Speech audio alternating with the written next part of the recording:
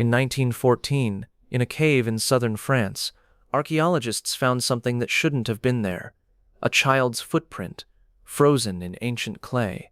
Right beside it, the paw print of a large wolf, walking together, same direction, same moment in time, 26,000 years ago. Long before that footprint was pressed into stone, there was a night, a first night, when a group of early humans sat huddled around a fire, and a sound rolled out of the darkness that no one in that camp had ever named: a howl.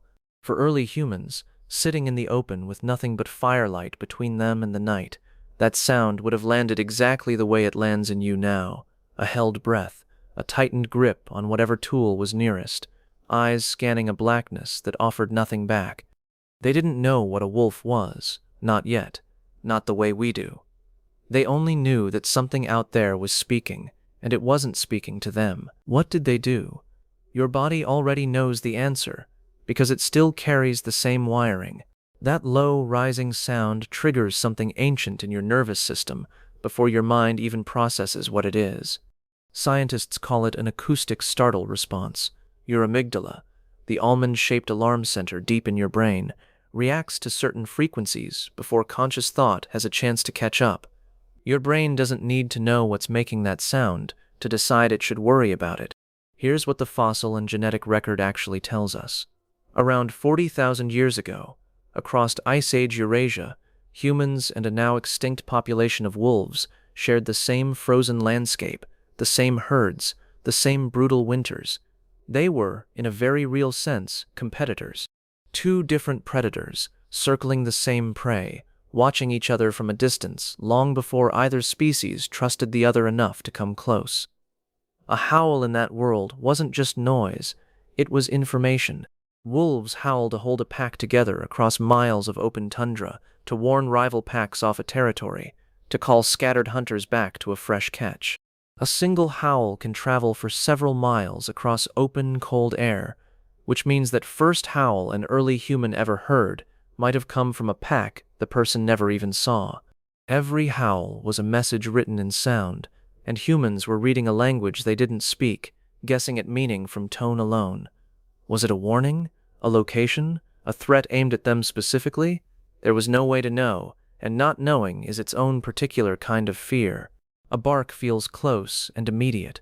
A growl feels aimed just at you, but a howl feels bigger than any single animal, because in a way it is layered voice over voice, so no listener can ever be sure how many throats are actually calling. But something happened next that most people never learn in school. The re-hook comes early, so hold on to this, because the fear you just imagined is not where this story ends, it's only where it begins. Somewhere in that overlap of predator and predator, a strange kind of curiosity crept in.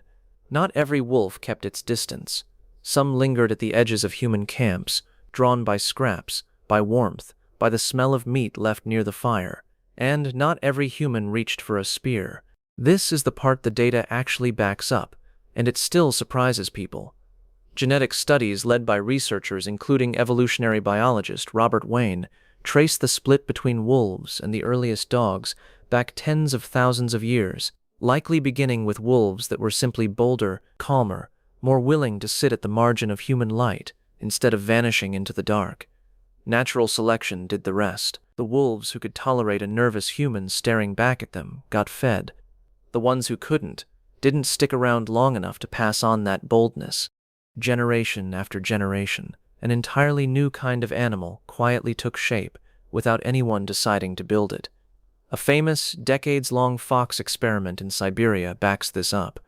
Researchers there selectively bred only the calmest foxes each generation, and within a few dozen generations, those foxes developed floppy ears, curled tails, and behavior almost identical to a dog.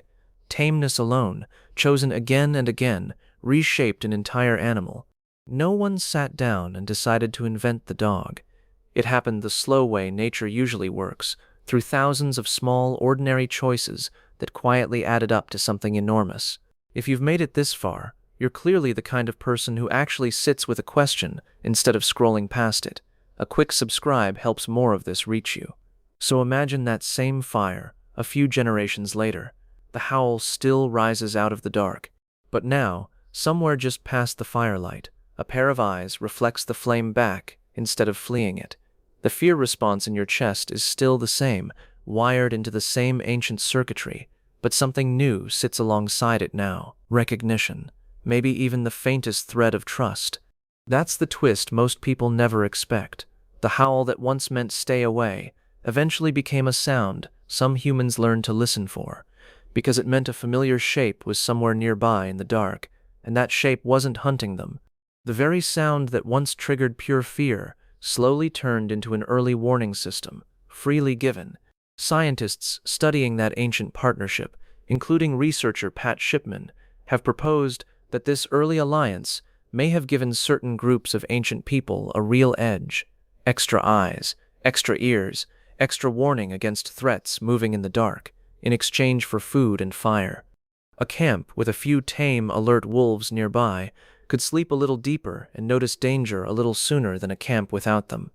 And it's not finished surprising us yet, because a grave uncovered near Bonn, Germany, holding the oldest confirmed domestic dog, tells a story that has nothing to do with survival at all. That dog, buried alongside two humans around 14,000 years ago, had been desperately sick for weeks before it passed away.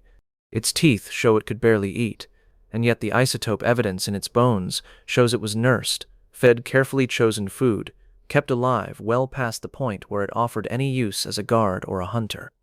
Somebody cared for that animal simply because they loved it.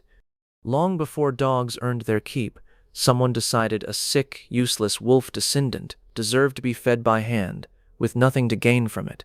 That single grave suggests the emotional bond came first, and the practical usefulness of dogs came later, almost as an afterthought. Think about that the next time a dog looks at you like you're the only person in the room. That instinct didn't start with you. It started around a fire, in the dark, with a sound that used to mean only one thing: danger, until it slowly came to mean something else entirely. And here's the part that lives in you right now, whether you've noticed it or not.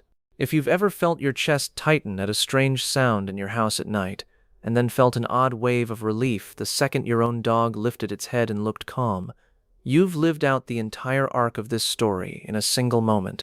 Your fear response fired first, exactly the way it did for someone standing by a fire 26,000 years ago. And then, just as quickly, a completely different signal arrived and told you it was safe. The very thing early humans spent thousands of years slowly building, one calm wolf and one shared fire at a time. Which brings us back to that first night.